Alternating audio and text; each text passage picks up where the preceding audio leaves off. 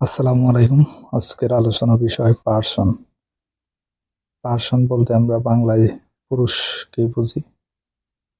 তো আমরা জানি পার্সন তিন প্রকার: ফার্স্ট পার্সন উত্তম পুরুষ, সেকেন্ড পার্সন মধ্যম পুরুষ এবং থার্ড পার্সন নাম পুরুষ।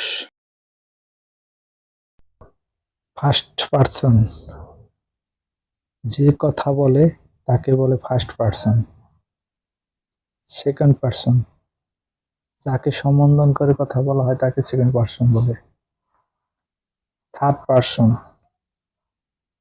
যার সম্বন্ধে কোনো কথা বলা হয় তাকে থার্ড পার্সন বলে।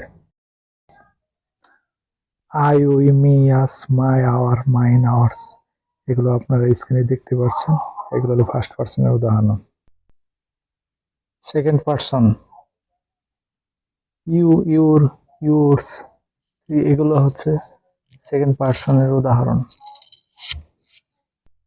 সে আপনার third person he, she, it, him, her, hers, his, এগুলো হলো আপনার থার্ড পার্সনের উদাহরণ। আপনারা এগুলো স্ক্রিনে দেখতে পাচ্ছেন।